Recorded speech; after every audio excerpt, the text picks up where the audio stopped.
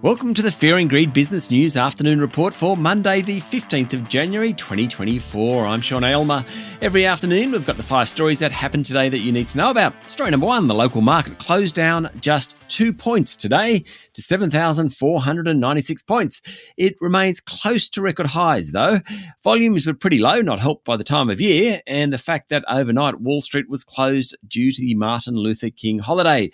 Energy stocks did best on the back of a decision from the federal court to allow Santos to go ahead with a $5.8 billion gas project off the coast of the Northern Territory. Telcos also did well, while materials, healthcare and utilities stocks underperformed. Another interesting one today was Qantas, closing down nearly 4.5% after it emerged that the carrier is engaged in yet another legal battle with its workforce amid allegations that it underpaid aircraft engineers in the US as much as $10 million. Away from equities, oil prices were flat today. Gold's had a good run. It's fetching around $2,055 an ounce, and the Aussie dollar is buying about 67 US cents. Story number 2, uranium stocks are on a tear. There's been a long rally, and uranium futures are pushing towards $100 a pound. Now, uranium hasn't been at these price levels since about 2007. And the reason is that as the world pushes to go green, nuclear power is again coming into fashion.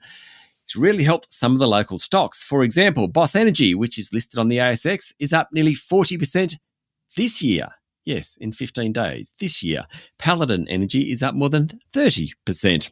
Story number 3, Foreign Minister Penny Wong today left for a visit to the Middle East, but not everyone is happy about where she will and won't visit. Senator Wong will visit Jordan, Israel, the West Bank and the United Arab Emirates, while in Israel she'll meet survivors of the October 7 attack and the families of hostages, as well as Palestinian victims of Israeli settler violence in Jerusalem.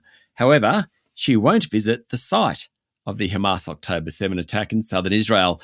The Executive Council of Australian Jewry called that decision insulting and deeply concerning.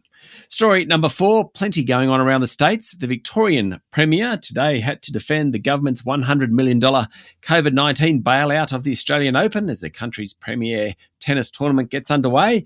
Premier Jacinta Allen said the bailout was needed and ensured the tournament remains in Victoria. Last month, media revealed that the Labor government in the state forgave a $43 million loan to Tennis Australia in the depths of the pandemic. Today, The Age reported that Victorian Treasurer Tim Pallas approved solvency and cash flow support payments of $62 million for the organisation. That's so it could repay its debts. Meanwhile, in Sydney, the state's emergency service has been hit with hundreds of calls after widespread rain and flash floods in the city. The northern suburbs and beaches were among the hardest hit. In Brisbane, a Woolworths store has been vandalised with spray paint and calls for a boycott following the supermarket chain's decision to stop selling Australia Day products.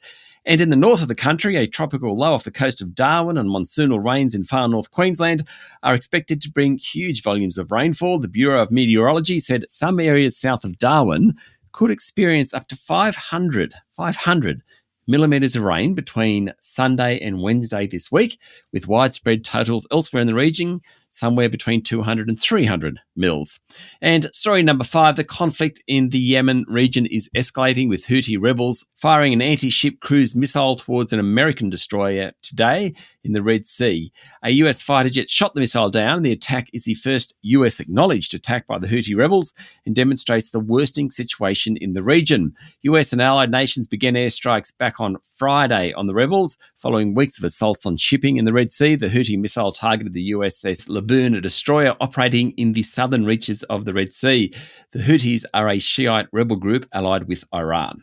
That's it for the afternoon report for Monday, the 15th of January, 2024. Michael Thompson and I will be back tomorrow morning with a Tuesday edition of Fear and Greed Business News.